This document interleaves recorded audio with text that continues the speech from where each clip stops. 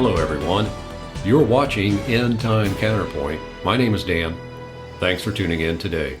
Well, the prophecy experts are at it again. And what do I mean by that? Well, we've been watching this recent conflict between Israel and Iran, and of course the United States is backing Israel, as it always does. But instead of telling us that this was going to happen ahead of time, the prophecy experts have actually taken 2 or 3 days to figure out how they're going to spin this one. And everybody from Greg Laurie to John Hagee and everybody else are once again playing the same old tune and telling us that this is all part of Bible prophecy and it's unfolding right in front of us. But, like I said, instead of telling us ahead of time that this was going to happen, they have to wait until after the fact to tell us that this is Bible prophecy. And as I've said many times before, if you have to wait until after the fact, you're not dealing with prophecy. You're reverse engineering. I've told you before about why these guys do it, but I'm going to approach it a little differently in this episode today. But what I do want to tell you, first of all, is that I was absolutely right in my previous video, Signs in the Sky. Sure enough, on March 3rd, we had the blood moon, and a lot of people were trying to say that it's some kind of prophetic sign. Now, I'm going to put a link to the website for Charisma Magazine, and I want to read to you a little excerpt from an article on that website that will just confirm what I've been saying, that people will conjecture after the fact to try to scare Christians into thinking that the end is coming. All right? So what did this person say in this article on the Charisma Magazine website? Well, listen to this. This person says, what makes this moment striking is not merely the rarity of the event, and again, that's the blood moon, but the cultural climate surrounding it.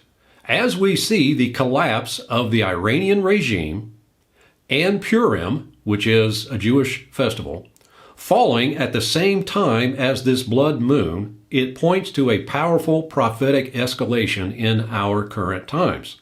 All right, again, this is all happening after the fact because I'm sure the writer of this article did not know that Iran and Israel would be at war at the time of the blood moon.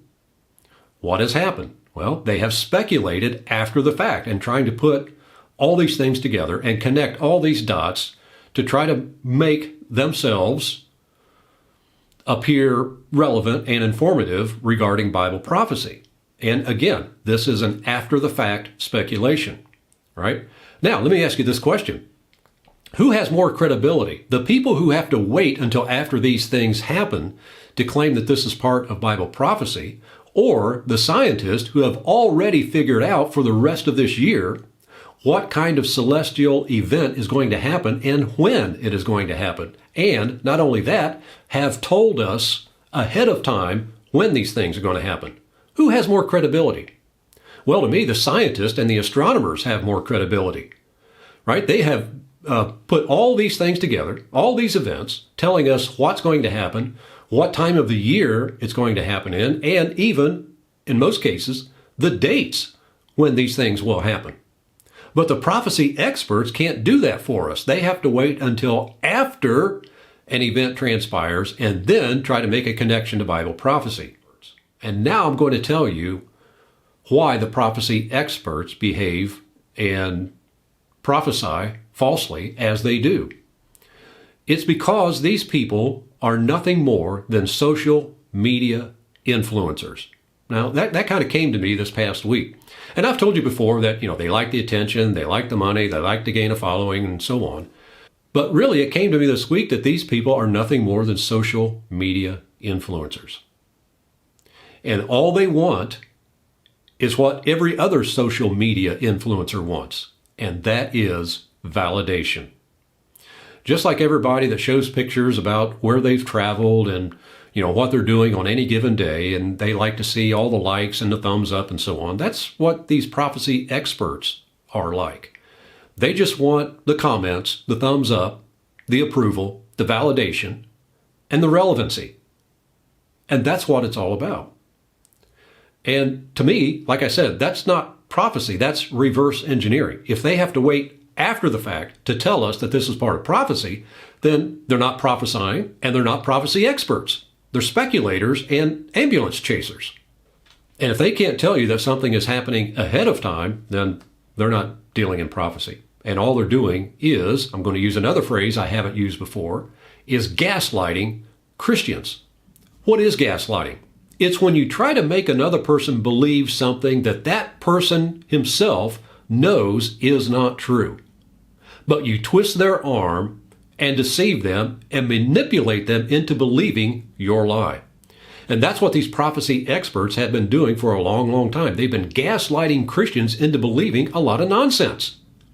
And then when something does happen that they didn't expect and did not prophesy ahead of time, then they have to take some time and scramble around and figure out how they're going to spin it. And that's what the experts have done this time. It took them 2 or 3 days to put their spin together, to put their routine and their act together. But sure enough, they've come out of the woodwork and they are trying to convince Christians that this is part of God's prophetic plan. And they're trying to tie it, in some cases, to the celestial event that we had just a week or so ago on March 3rd, the blood moon. When they have to do that and scramble around after the fact and put this story together, then you know that they're just gaslighting you. And you know that all they want is to be relevant and to be validated by you, the Christian viewer. So my suggestion is, don't give them the validation. Get in your New Testament especially and read for yourself and find that what these guys are telling you is not the gospel and the doctrine of Christ. It is their own man-made doctrine. All right, folks, I want to thank you for tuning in to End Time Counterpoint today. Don't forget to subscribe to this channel, and if you have enjoyed this discussion, give it a big thumbs up. And you can also find my book. It's called Blinded by the Rapture at Apple Books or Barnes & Noble. I urge you to get a copy for yourself. It will help you in your studies. So once again, my name is Dan. I want to thank you for your kind attention today. Again, don't forget to subscribe to End Time Counterpoint. I will see you in the next episode.